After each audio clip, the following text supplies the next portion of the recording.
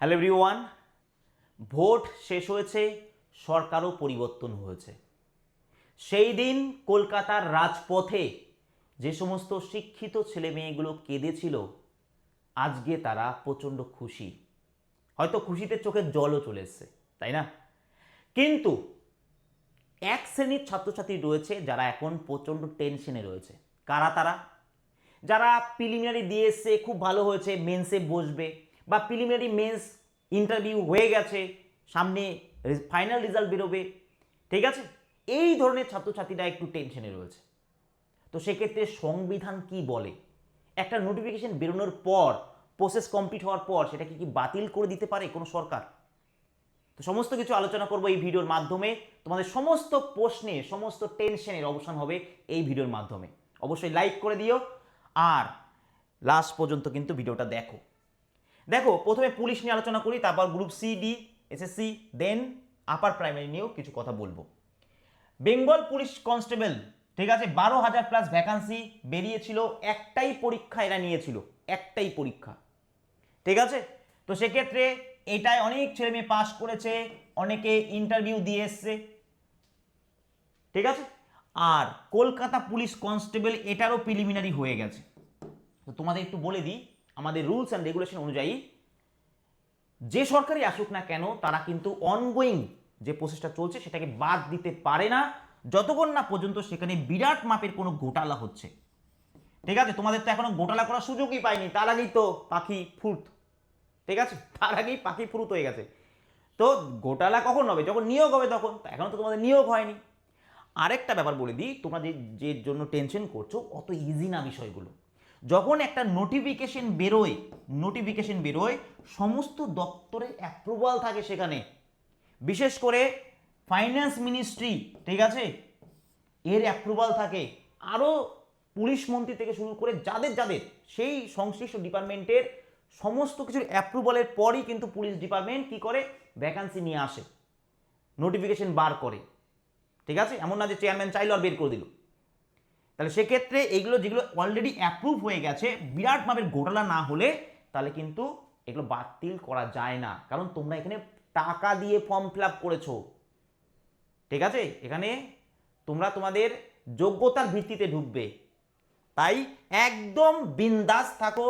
যারা ভালো ইন্টারভিউ দিয়ে এসছো, ঠিক আছে, আমার কাছে প্রচুর ছেলে মেয়ে ইন্টারভিউ প্রস্তুতি নিয়েছো, তোমরা অপেক্ষা করো। যাদের অনেকের কথা শুনেছি, অনেকের অনেক নাম্বার আছে, তোমরা পুলিশ ডিপার্টমেন্টে যুক্ত হতে চলেছো, ঠিক আছে? একটু ওয়েট করে ধৈর্য নিয়ে বসো। যারা কেপি মেন্স দেবে তাদের বলবো এখন থেকে খুব ভালো করে প্রিপারেশন করো, কারণ এটা কিন্তু রেকর্ড আছে। যখনই সরকার পরিবর্তন হয়, নতুন সরকার আসে, সেই প্রথম বছরে কিন্তু অনেক ভ্যাকান্সি বেরোয়। এবং তৃণমূলের সময়ও কিন্তু সেই জিনিসটা হয়েছিল, যখন তৃণমূল সিপিএমকে সরিয়ে এসেছিল, কারণ তারা প্রথম দিকে প্রুভ করতে চায় যে না দেখো, পাবলিক আমাকে এনেছে, পাবলিক ঠিক করেছে, ঠিক ডিসিশন নিয়েছে, আমরা ঠিক ছিলাম, এইটা প্রুভ করতে চায়। তো একদমই তোমরা মেন্সের প্রস্তুতি শুরু করে দাও খুব ভালো করে।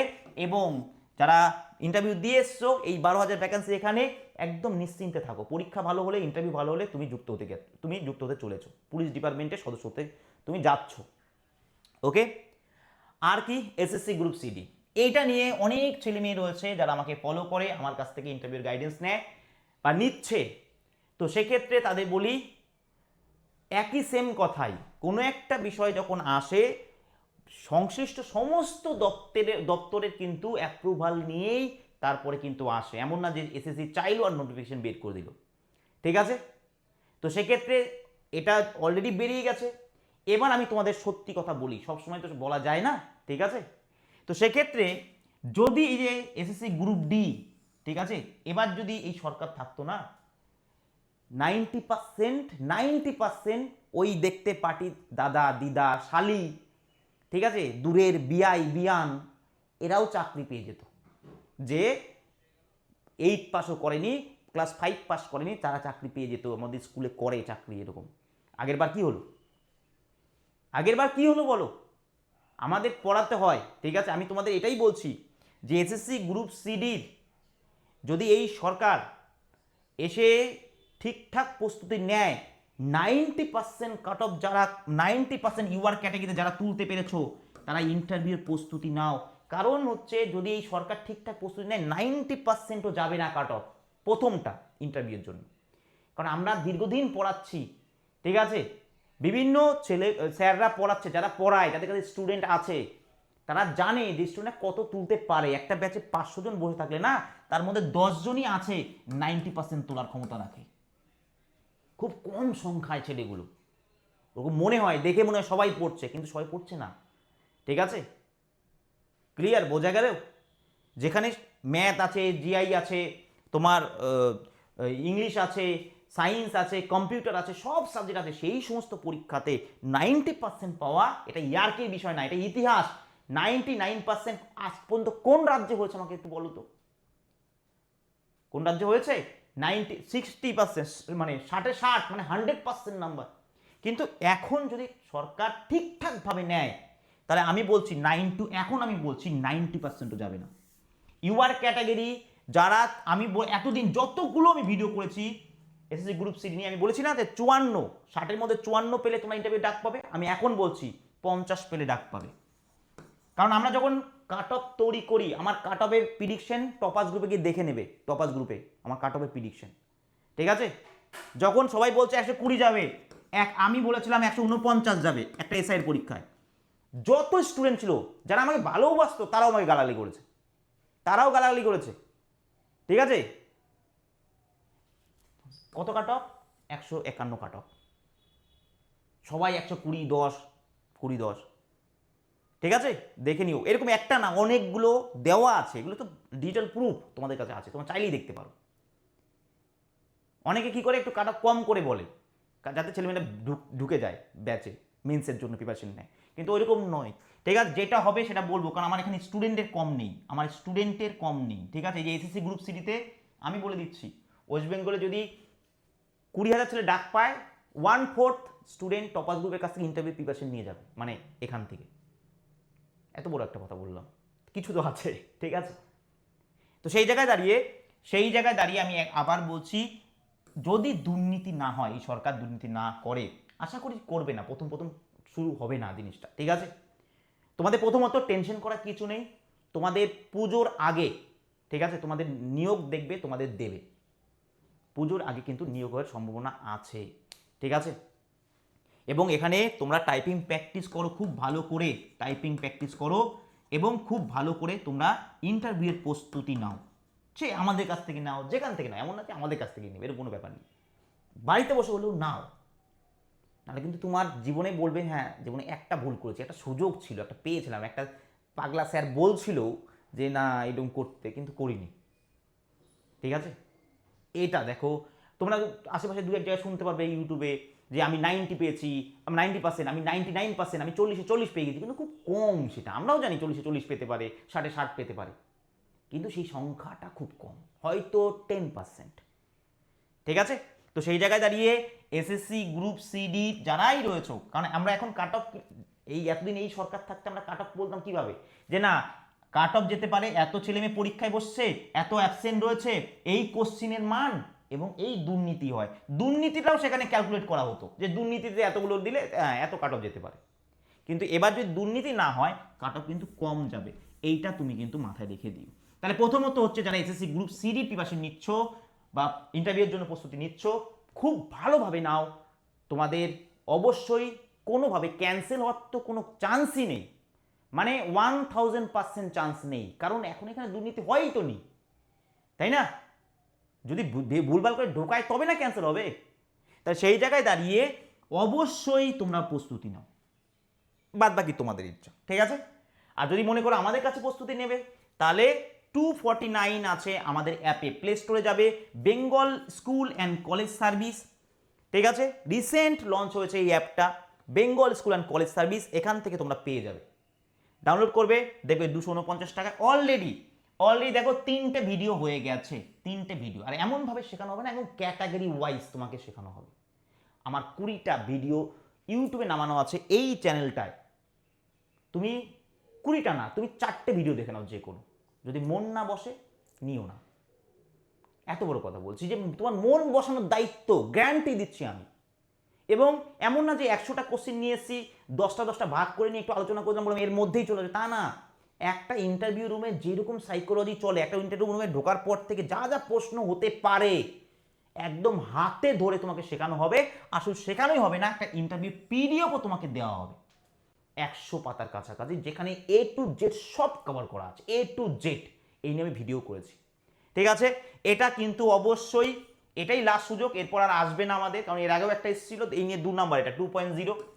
অবশ্যই যদি মনে করো ঢুকতে পারো, ঠিক আছে।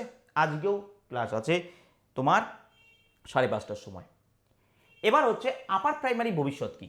আপার প্রাইমারি, দেখো আপার প্রাইমারি এটা একটা মানে আন্ডার জুডিশিয়ারিতে রয়েছে, এটা তোমার মানে জুডিশিয়ারির অধীনে রয়েছে, ঠিক আছে। যে মানে এই সরকারের বিষয়টা আমি মানে নিজেও বুঝি না, যেখানে বিচার ব্যবস্থা যুক্ত রয়েছে, বিচার ব্যবস্থা বলেও দিয়েছিল যে 31শে মার্চের মধ্যে পরীক্ষা নিতে হবে, সেখানে একটা নোটিশ তো অ্যাটলিস্ট বার করা যায় যে না আমরা এই পরীক্ষা ভোটের জন্য নিতে পারছি না, একদিন পর নিব।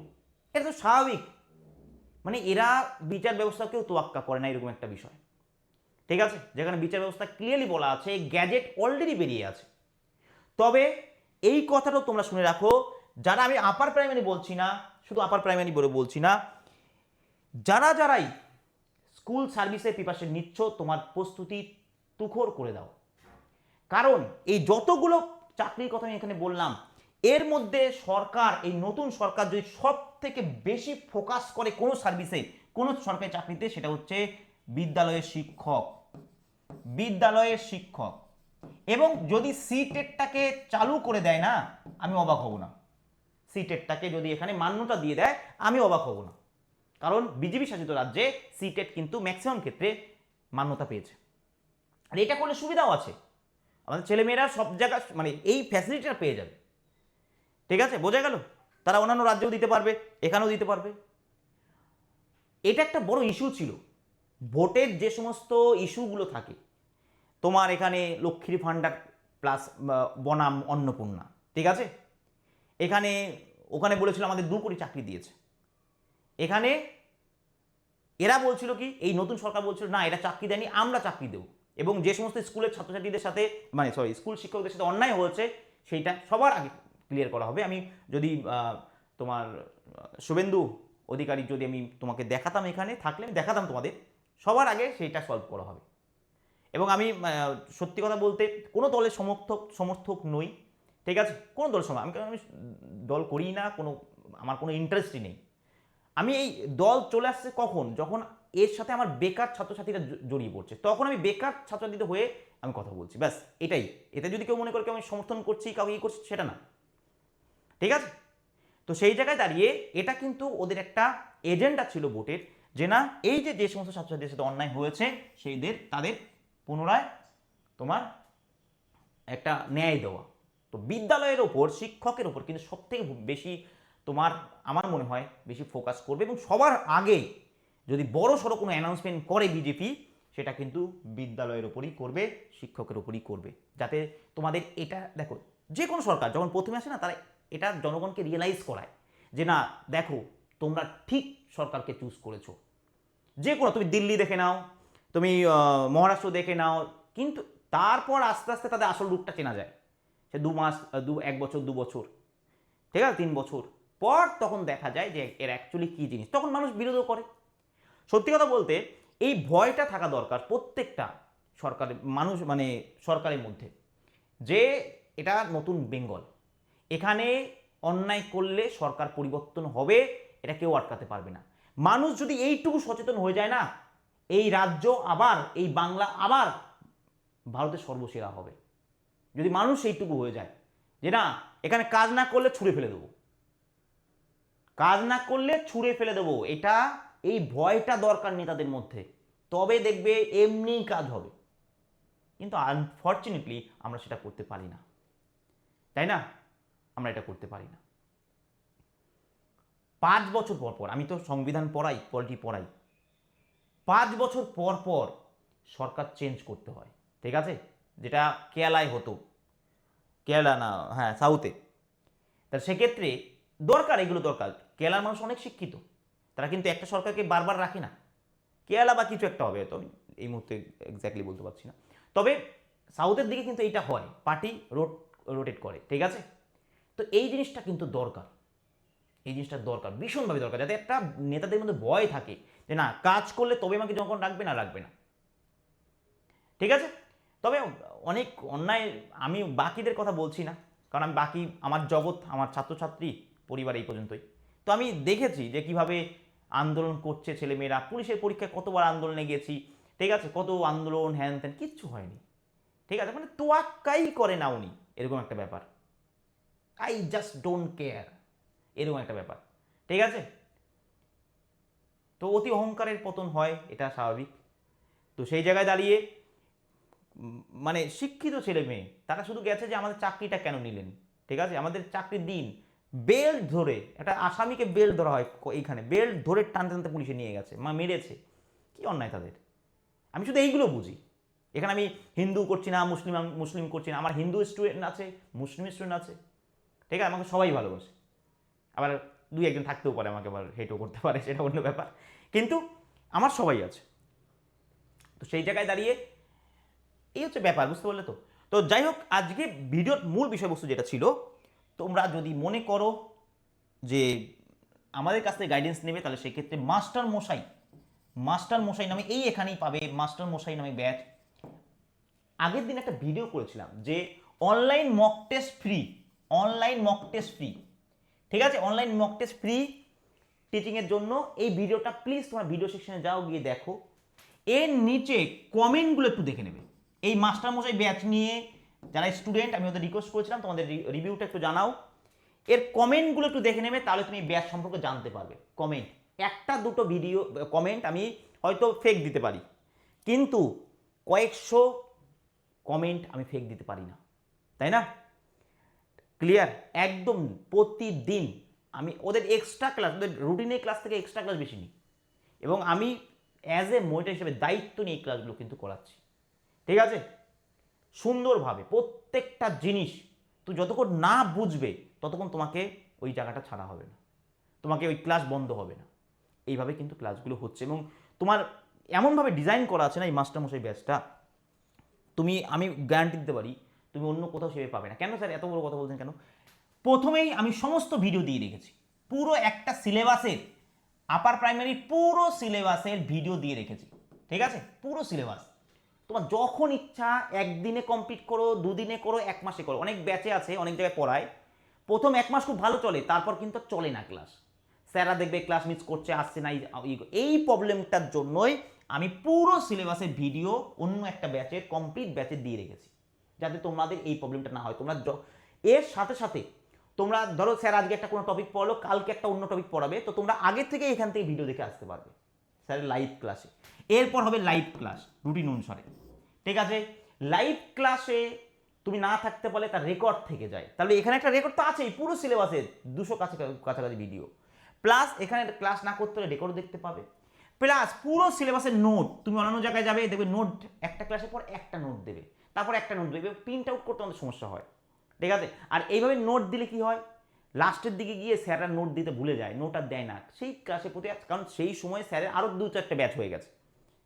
তো সেই জন্য কিন্তু আমরা আগে থেকে নোট দিয়ে রেখেছি, এবং আমি দায়িত্ব নিয়ে, তো জিজ্ঞাসা করবে আমি কতগুলো করে ক্লাস করাই সেখানে, ঠিক আছে। তো সেই জায়গায় অবশ্যই এটা তোমরা এখান থেকে নিতে পারো, এটাই তোমার আপার প্রাইমারির। তো মূল মুদ্রা কথা হচ্ছে, দেখো সে আমাদের কাছে নাও বা না নাও, আমরা ব্যাচের কথা তো বলবোই, নাহলে তোমরা জানবে কীভাবে, আমরা তো আর মাইক নিয়ে মানে মাইকিং করবো না। তো সেই জায়গায় দাঁড়িয়ে এটাই আমাদের প্ল্যাটফর্ম, যেখানে আমরা আমাদের ব্যাচের কথাগুলো বলি, সেটা নিলে নেওয়া, না নাও সেটা পরে ব্যাপার। কিন্তু যারা যারা টেনশনে রয়েছে, অনেকে SMS করেছিল, অনেকে কমেন্ট করেছিল যে স্যার আদৌ কি আমাদের পরীক্ষাগুলো হবে, নাকি স্থগিত হয়ে যাবে, নতুন সরকার আসার পরে কি ক্যান্সেল হয়ে যাবে? তাহলে সেক্ষেত্রে একদম টেনশন ফ্রি থাকো, ক্যান্সেল তখনই হবে যখন ঘোটালা হবে, কিন্তু এবার ঘোটালা হওয়ার আগেই পাখি ফ্রুট, ঠিক আছে। তো সেই জায়গায় দাঁড়িয়ে মানে পাখিতে দানা খাওয়ার আগেই পাখি ফ্রুট হয়ে গেছে। তো সেই জায়গায় দাঁড়িয়ে অবশ্যই একদম বিন্দাস থাকো, টেনশন ফ্রি থাকো, তোমাদের যে যে অনগোয়িং রিক্রুটমেন্ট রয়েছে বা যে যে ভ্যাকান্সিগুলো বেরিয়েছে সেইগুলো কিন্তু অবশ্যই হবে। আর এবার মিসক্লেনিয়াসকে, এই তোমার পিএসসি দপ্তরকে একটু চাপ দিতে হবে, সবাই মিলে টুইট করতে হবে নতুন সরকারকে যে এদের চেঞ্জ করুন, ঠিক আছে। ওটা হচ্ছে ঘুঘুর বাসা, আমি আগের দিন কমেন্টে লিখেছিলাম, ওটা হচ্ছে আসল ঘুঘুর বাসা। মিসক্রিনিয়াস বার করলো, কিন্তু কোনো ভ্যাকান্সি দিয়ে নেই যে কত ভ্যাকান্সি। ডাব্লিউবিসিএস বার করে কোনো ভ্যাকান্সি, কোনো রুটিন নেই, কিছু নেই, কবে রেজাল্ট দেবে, কবে পরীক্ষা হবে, কিচ্ছু নেই এদের। এদের আবার পলিটিক্যাল পার্টির মঞ্চেও দেখা যায়, প্রচার মঞ্চেও দেখা যায়। তার মানে ভাবো এরা কোন লেভেলের একটা সাংবিধানিক বডি, একটা কনস্টিটিউশনাল অর্গানাইজেশন, তার মেম্বাররা বসে আছে ভোটের প্রচারে। জাস্ট ইমাজিন করো কি লেভেলের।